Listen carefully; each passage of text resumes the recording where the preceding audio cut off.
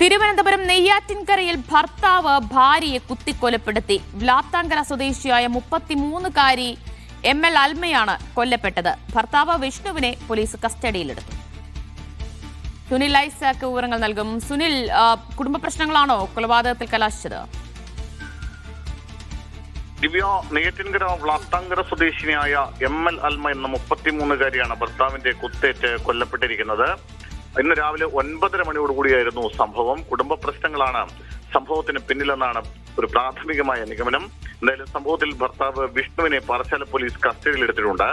സ്വകാര്യ ട്യൂഷൻ സെന്ററിലെ അധ്യാപകനാണ് വിഷ്ണു. 10 വർഷമായി വിഷ്ണുവും അൽമയും തമ്മിലുള്ള വിവാഹം കഴിഞ്ഞിട്ട് ഇവർക്കിടയിൽ കുടുംബ പ്രശ്നങ്ങൾ ഉണ്ടായിരുന്നു. ഇടയ്ക്കിടയ്ക്ക് ഇത്തരം പ്രശ്നങ്ങൾ വീട്ടിൽ ഉണ്ടാകാറുണ്ടായിരുന്നു എന്നാണ് അയൽവാസികളിൽ നിന്ന് ലഭിക്കുന്ന വിവരം. ഇന്നും ഭാര്യയും ഭർത്താവും തമ്മിൽ തർക്കമുണ്ടാവുകയും വിഷ്ണു കത്തി ഉപയോഗിച്ച് അൽമയുടെ കഴുത്തിൽ കുത്തുകയുമായിരുന്നു എന്നാണ് പോലീസിൽ നിന്ന് ലഭിക്കുന്ന വിവരം. അതിനുശേഷം വിഷ്ണു തന്നെയാണ് തൊട്ടടുത്ത വീട്ടിലെത്തി താൻ ഭാര്യയെ കുത്തിക്കൊലപ്പെടുത്തിയെന്ന വിവരം അറിയിക്കുന്നത്.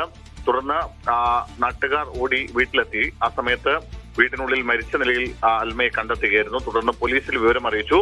പോലീസ് എത്തുമ്പോഴും വിഷ്ണു വീട്ടിൽ തന്നെ ഉണ്ടായിരുന്നു. തുടർന്ന് വിഷ്ണുവിനെ എന്തായാലും പോലീസ് കസ്റ്റഡിയിൽ എടുത്തിട്ടുണ്ട്. ഇവർക്ക് കുട്ടികളില്ല എന്നാണ് വിവരം, നമുക്ക് ലഭിക്കുന്ന വിവരം. എന്തായാലും വിഷ്ണുവിനെ ഇപ്പോൾ പാറശാല പോലീസ് കസ്റ്റഡിയിൽ എടുത്തിട്ടുണ്ട്.